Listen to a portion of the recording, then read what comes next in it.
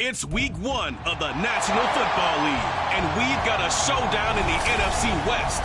It's the Rams and the Seahawks, and it's all up next on EA Sports.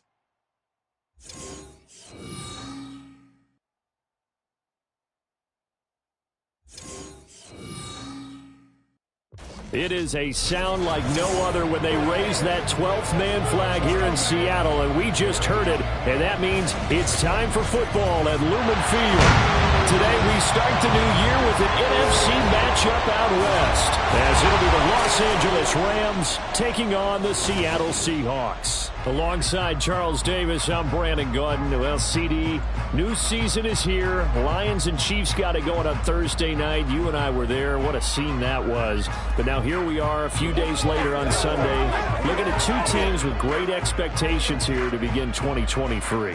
It's always fun to get a new season started, isn't it, partner? Because everyone feels like they've got a shot at the defending champs. They think that they can be the new champs. And here we are getting things going. Let's have some fun. DJ Dallas to return it from his end zone. And they're going to start at a hole as he's brought down at the 11. So here are the Seahawks now with a long field in front of them. And led out by the rookie. Expectations high here as he's making his first NFL start. I tell you what, when he is on schedule for that week, secondaries take notice because you've got to stay alert back there on every snap. A truly powerful arm, one that's capable of challenging any level of the defense on any given play. That's why so many scouts preach arm talent when preparing for the NFL draft. A quarterback with arm strength to make every throw in the book, he's an asset to have in any offense. And able to get it across the 20 before they get to it. Just like that, it's a gain of 12 and a first down on their first play. Coming in, he really liked his chance of having a big year based on a terrific offseason.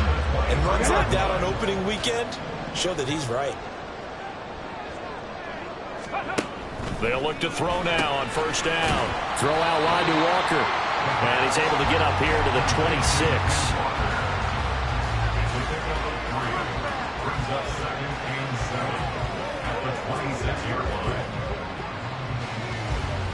Balled at the 26, 2nd and 7. From the gun, it's Walker. And not a whole lot there, maybe a yard to the 27. This one, CD, an interesting one to start the season in the NFC West. A lot of people think that this is the 49ers division to lose, but you caution not so fast. Remember Seattle in 2022? A playoff team, and the Rams, they took a dip, but renewed sense of purpose, renewed sense of optimism, and 14 picks used in the NFL draft. And he will not make it back to the line of scrimmage as he's going to be taken down. It'll go in the books as a sack and a loss of a yard, but more importantly, it leads to 4th down. On 4th down, ready to punt, Michael Dixon.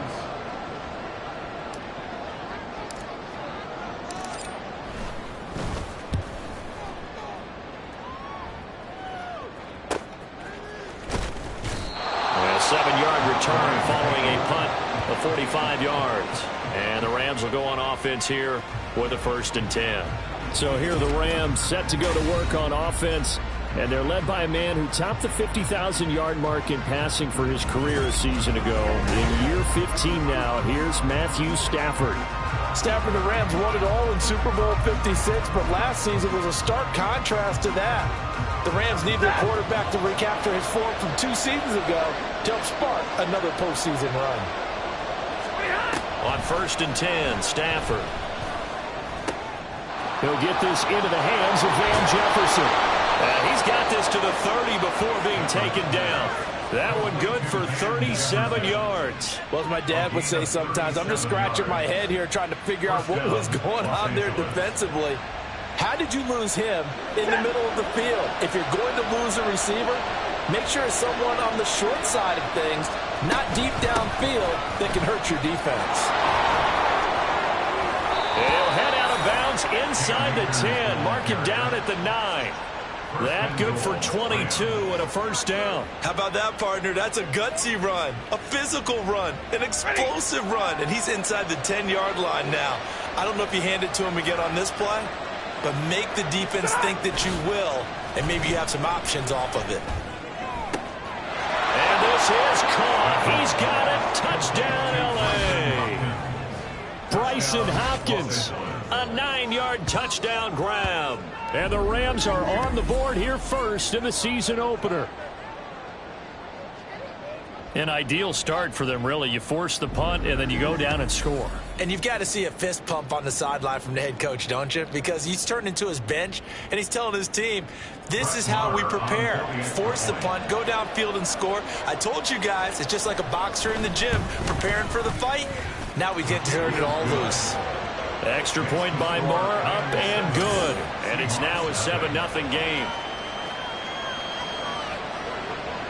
Following the touchdown, here's Marr to kick it away.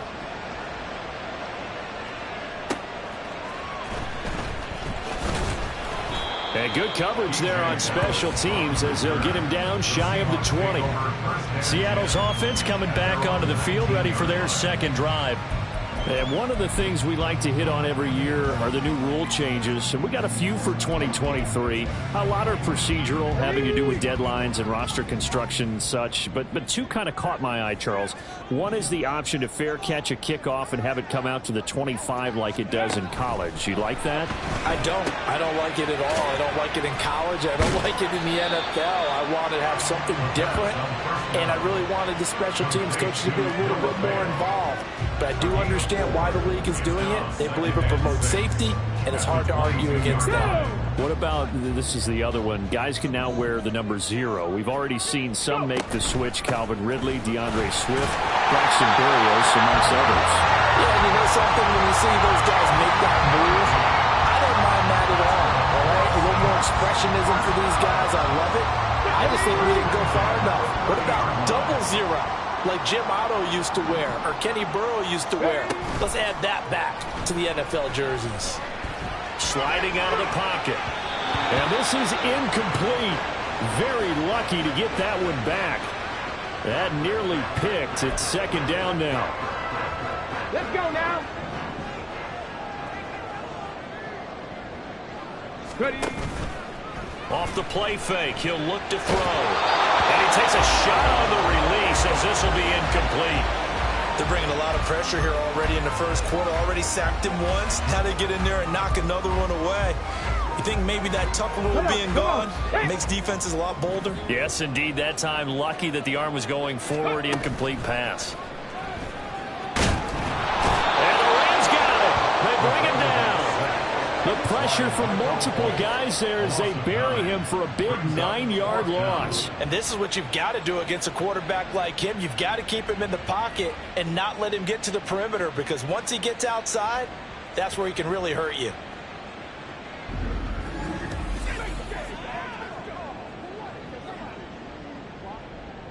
Here's Michael Dixon now to punt. His first punt, 48 yards. This one looks equally as good.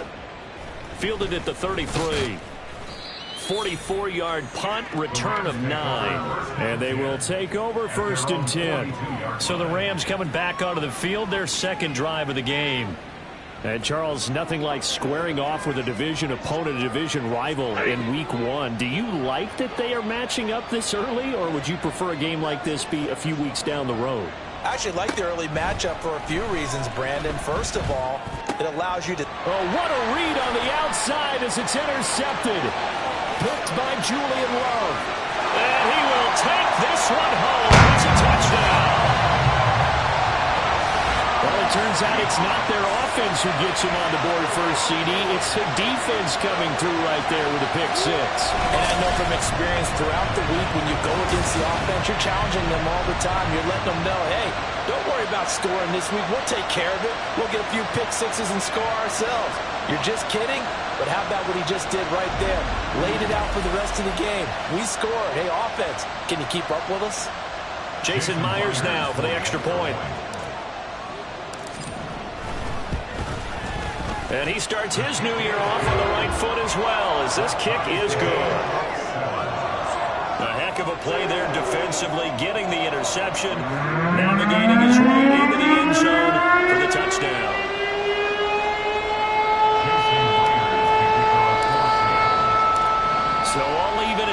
line now as they kick it away. And from back there, a wise move. He'll just sit on this one, and it'll come out to the 25. The offense for Los Angeles returns to the field. Now remember, they were just out here a moment ago through the pick six, so we'll see if they can take better care of the football this go-around. Yeah, and sometimes, partner, I think it's almost better that you just throw the pick six and you come right back out on the field. You're not over on the sidelines dwelling for it for very long. You're not hearing everyone say, hey, you'll get them next time. Hey, don't worry about it. All that stuff just goes right out the window. You're right back out on the field with a chance to atone. Second down, they'll go with Akers again. And they'll stop him after a gain of a couple to the 33. It'll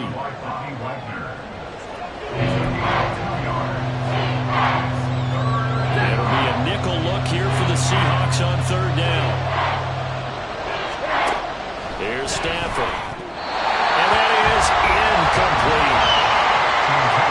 That's their first third down try of the game, and clearly something was off in the execution of that play. Good news, they've got a whole game left to clean that up and start clicking on those key third down throws. On fourth down, the punt team is on as this is sent away. Now it's Lockett. Following the punt return here, there is someone shaken up. Boy, fingers crossed here. First quarter of a new season, already an injury. And while they attend to him, we'll step aside.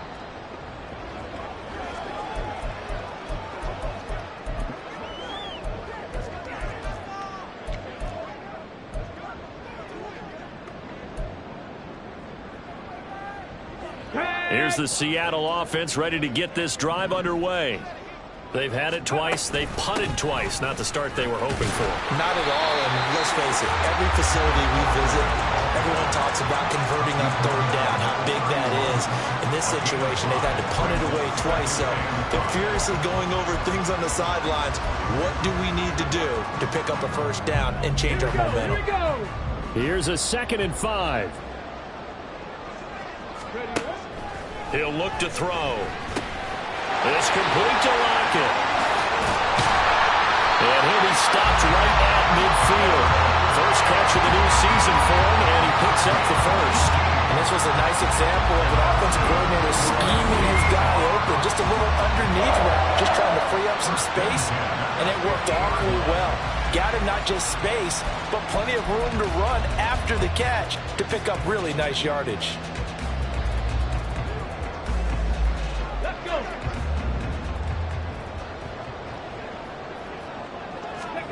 From the midfield stripe, they'll look to throw.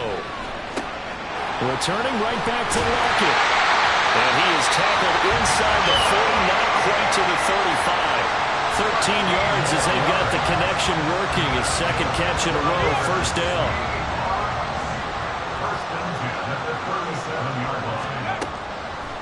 Here's a play fake as they set up to throw. That's to the rookie Jackson Smith-Njigba. And they are able to stop him, but he does take it all the way to the 2. A big play that time on a catch and run. 35 yards. And they made no bones about it. They wanted to throw this rookie right into the fire, see what he could do. He shows what he can do there. And you have to really put the time and effort in, because playing a receiver in the NFL is a difficult task. And for a rookie, all that you have to learn to get on the same page with your quarterback, that's excellent coaching. And how about how he's picked things up? Picking things up in a big way with a big play in his NFL debut. He completes this to Walker. And he'll get blown up behind the line of scrimmage. Back at the 6. It'll go as a loss on the play. Not what you need down here. It's going to be 2nd and goal.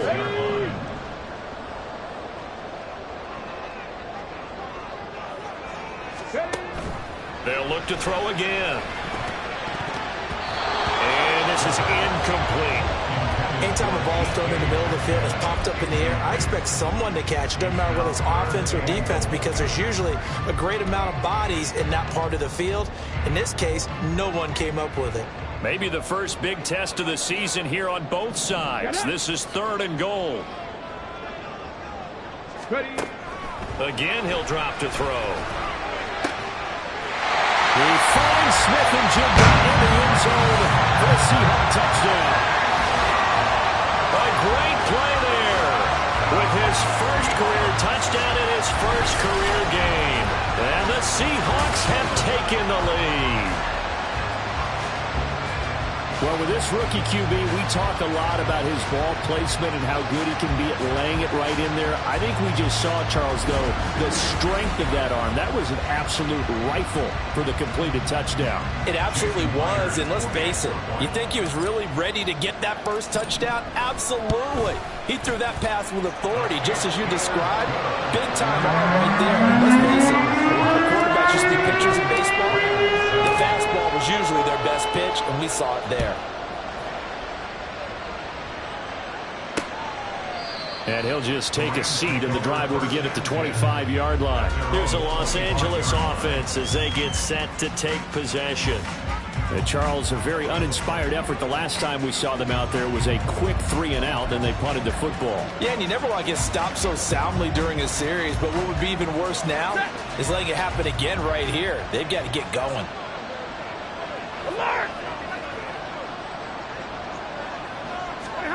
On first down, it's Stafford. And that is incomplete. He couldn't hold on through the contact. Brings up second down.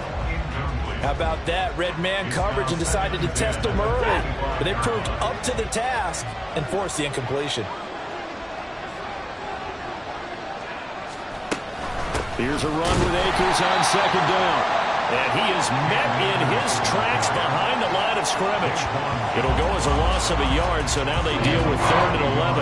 I think we got to give it up for him right there. That's a heck of an athletic move for a big man right in the middle of the line. How about the play he makes there? Nowhere to run, and he finishes that one off for a loss. Throwing on 3rd down, Stafford. Work in the middle of the field. He's got a man complete. And they work this well upfield across the 45. That's a 3rd down conversion of 24 yards there. Nice play. So he turned to a trusted, familiar face in that 3rd down situation. It paid off. Yeah, you go to your veteran receiver in that spot, so you can't underestimate him when he's on the field defensively. Make sure you know where he is because he understands how to get open in key situations. Throwing on first down, but this one winds up to be incomplete. Not sure what happened out there, but it looked like the timing was a little off on that throw. Well, you know I'm a defender, so what am I going to say? Great defense. Darn right. They did something to disrupt that timing. Back to the air. Stafford on second down. That's caught. Puka Nacua.